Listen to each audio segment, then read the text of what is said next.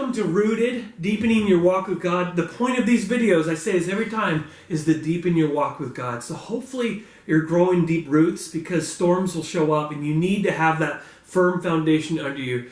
And my point is for these is not only information, it's transformation, it's obedience. We want to be obedient to God's call, not just have head knowledge and we're such a smart Christian. That's not the point. So we've been going through the Old Testament. And so we're talking about understanding the Old Testament. And so chapter 6 we're on Multiply, this book here by Francis Chan. And this is such an important chapter. It really is. And it's called Sacrifice and Atonement. We're going to talk about the idea of sacrifice, and at the tail end, we're going to talk about a word called atonement. And if you're a Christian, thank God for the idea of atonement and sacrifice. And so we'll talk about that. And so the best news in the entire world is that God invites humanity, you and me, into a relationship with Him. He doesn't want you to be in religion. He wants you to be in right relationship with Him. And so my question is, isn't it impossible for a holy God, a perfect God, a sinless God, to actually be connected and be with sinful humanity? Let's be honest, no matter how hard we try, we are always going to be sinners. I mean, it's just a fact. We promise God things and then we still sin, right? I mean, if you disagree with that, I would call you out and say you just sin right there as a liar. You know, you're lying. Because all of us, we know that God is perfect and we're not. And so how is it possible where perfect God and sinful humans could be in right relationship? How is it possible?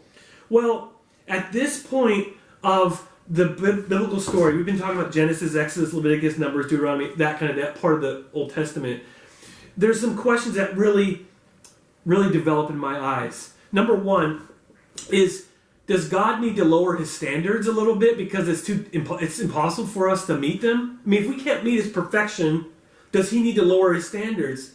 The second question that really goes into my mind is that will we be able to live sinless lives? If God can't lower His standards, because that's the answer, He will never, ever, ever lower His standards, do we have to live perfect lives? Can we ever live perfect lives? Here's my quick answer. We cannot live perfect lives this side of heaven. There might be people that disagree with that. I've met people that say you should be able to live a sinless life by the time you die. I don't know. Right now, I fail at that whole idea. So the reality is, God does not lower His standards of perfection. It's always perfect. He requires and demands perfection. And we can never live perfection. So I think we're stuck, right? We're stuck between a rock and a hard place. So what can we do? If God is going to bind Himself to human beings, if He's going to be in relationship with us, something has to be done about the sin that we're going to commit. Something has to be done about that. And so what happens is God's solution for the problem of sin is this. There's a word called sacrifice. The word is called sacrifice. Something has to die. Something has to take place of our sin in order for our sin to be forgiven. It's been like that from the Old Testament. It was like that with Jesus. Jesus died so that we could be in right relationship. It's always been that way. So most Christians, they understand the idea about Jesus' death on the cross being the ultimate sacrifice. And through Jesus Christ's not sin, but His death on the cross, we are forgiven. And we understand that. But we rarely consider that Jesus' death on the cross was the culmination. It was the conclusion of a larger story that develops in the Old Testament. From Genesis all the way to Malachi, you see a story develop that points to Jesus.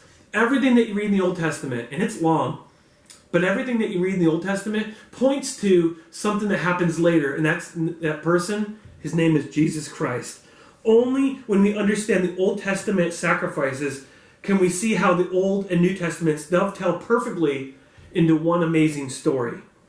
See, the Old Testament sacrificial system demanded a sacrifice for sin, and Jesus offered Himself as the ultimate sacrifice on our behalf. Take a moment to look at the question that's coming up here. Pause the video.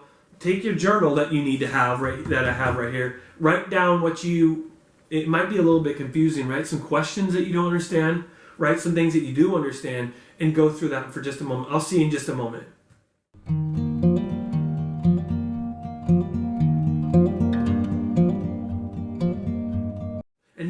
we're in the second part of this chapter, and it's called Sacrifice in the Unfolding Old Testament Story.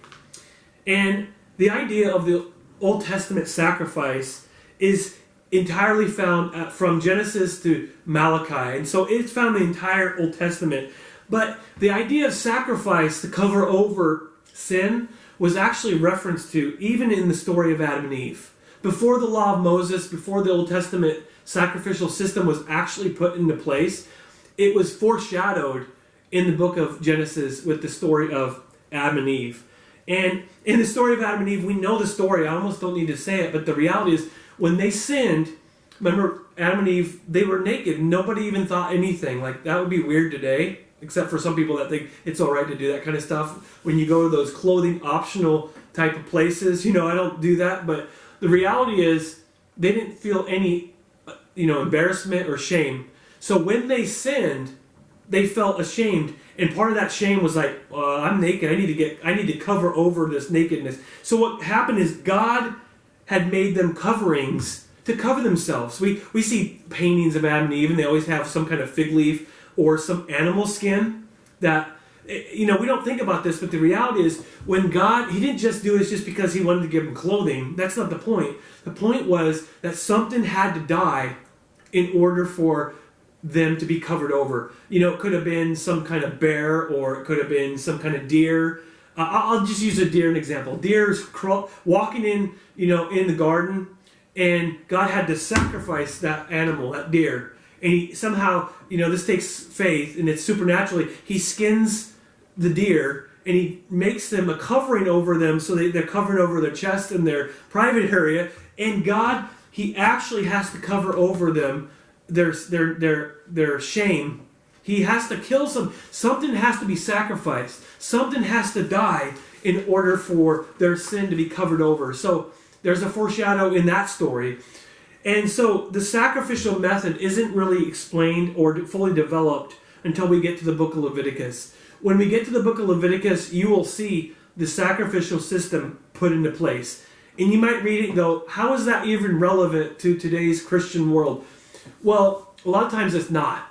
And so it is important to see the reality of this thing as it says it right here. But the unfolding story of the Old Testament, as you go through the Old Testament from Genesis all the way to Leviticus and Deuteronomy, it actually shows us the story of the idea of sacrifice. And I'll give you an example that's horrific. Genesis 22. It's horrible.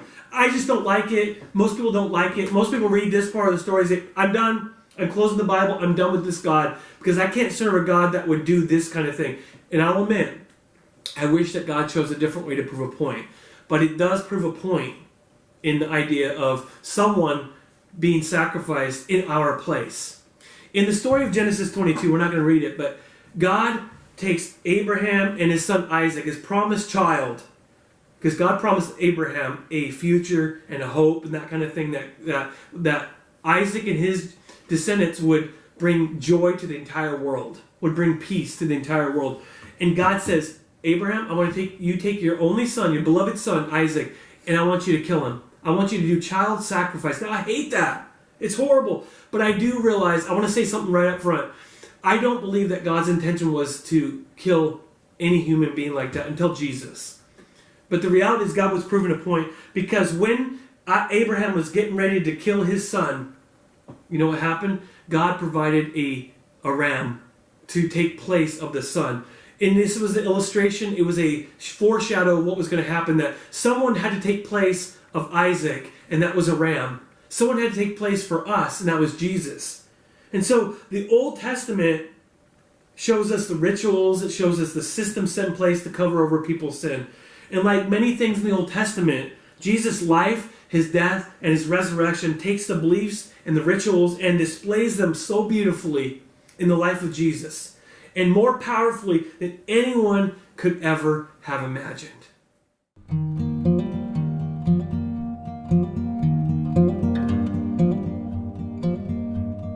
The next section is titled Sacrifice in the Law of Moses. Now, we will see, as we read the Old Testament from Genesis all the way, we will see occasional sacrifices through the first part of the Old Testament.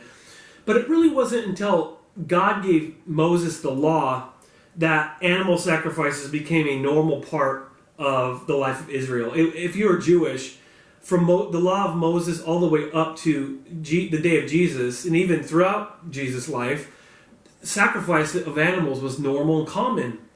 And so the law of Moses was very specific about the hows, the whens, the wheres of sacrifice. It talked about what to sacrifice, how to sacrifice, when to sacrifice, where to sacrifice. It was all very legalistic. And you know what I like most about the church these days?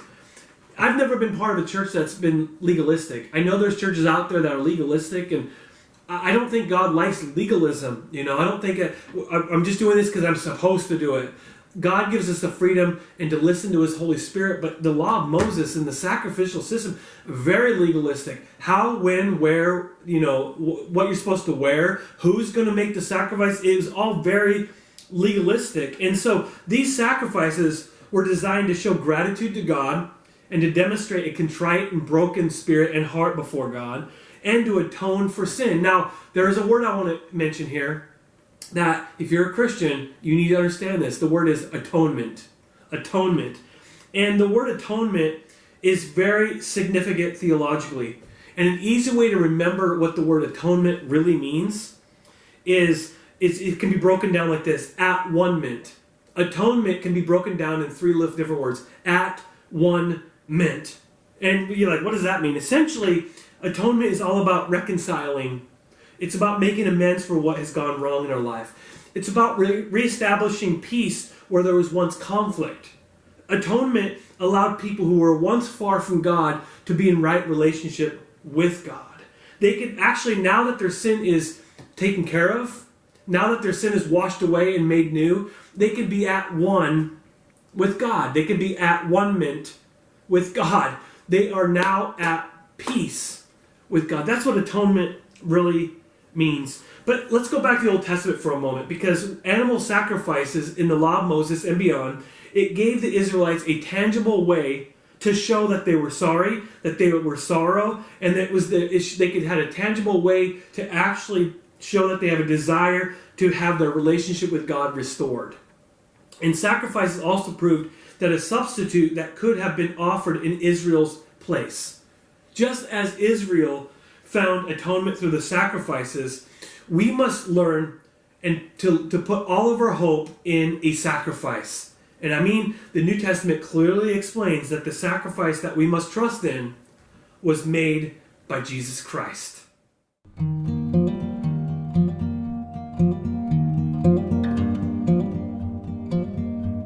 Now we're going to talk about something very important in Old Testament Jewish history, even to this day. It's the Day of Atonement, or what some Jewish people, you might have heard this, called Yom Kippur. When you think about the word Yom Kippur, that is that's just the Day of Atonement. And what the Day of Atonement, we've already raised the question, really, can sinful humans live in proximity to a holy God? The answer is found in the sacrificial system in a general way. But it's the one event a year that Jewish people really relied on, and that is Yom Kippur, the Day of Atonement. It's an event that Jewish people celebrate to this day. And every year, the Israelites would celebrate this day, and God would atone for His people all the way across the board. And they would enable them to dwell with God, to live with God.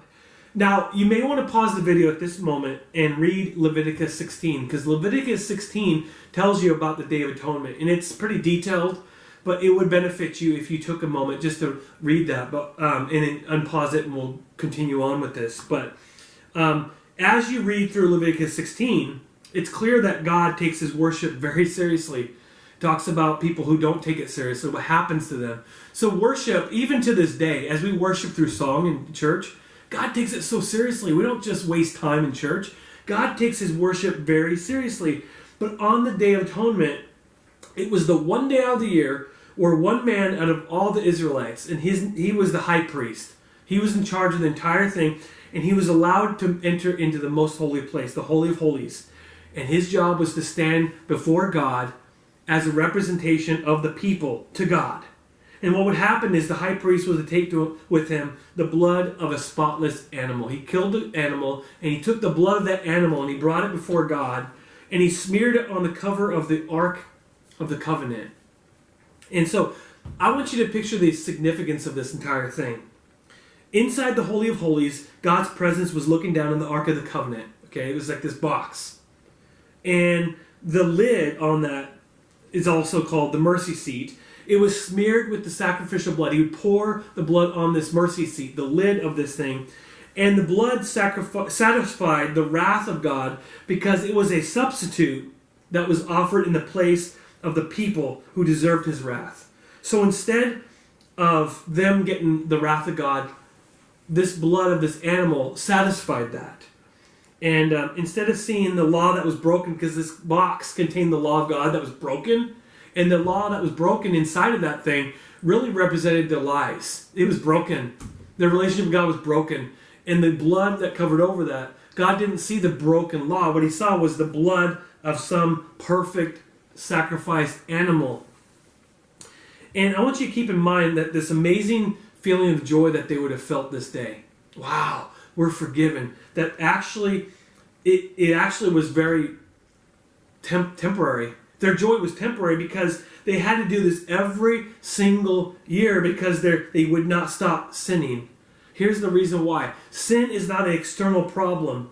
Sin actually is an internal problem that runs through our very core of each one of us, and it continually manifests in ways that we really, a lot of times, we don't think we can control it. So dealing with sin was an important and familiar part of the everyday life of the Israelites.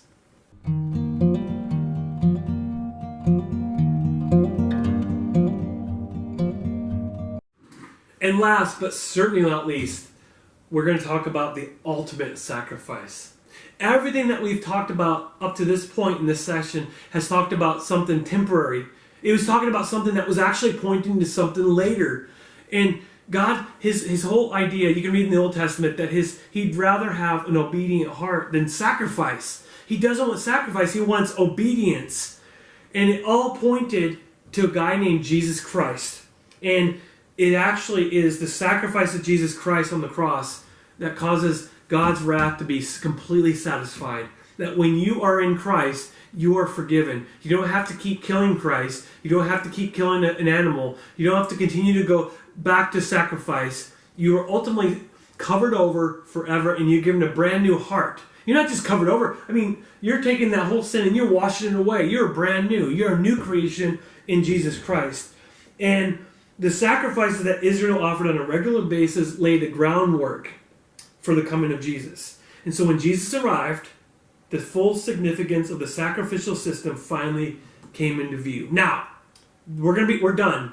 But what I want you to do as we close this, I want you to stop this when this video is over. I want you to read a specific set of verses. This is so important, and you need to do it. It's part of the homework assignment, if you will.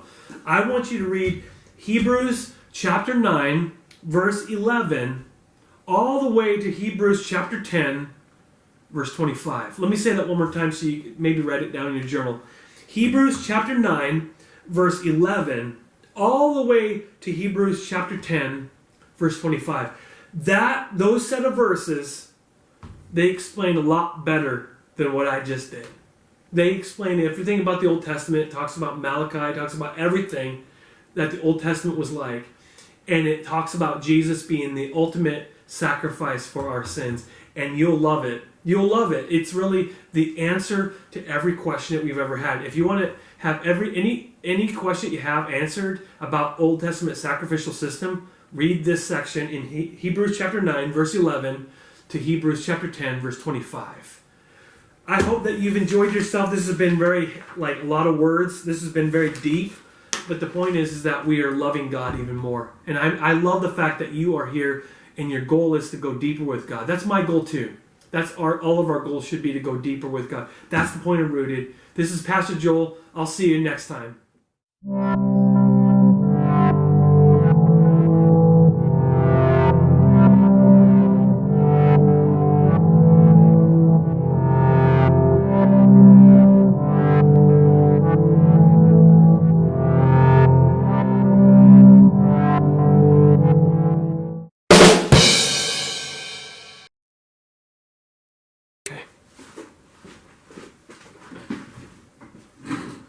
Welcome to not multiply rooted.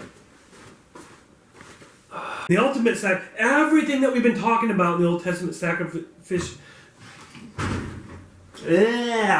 Blooper.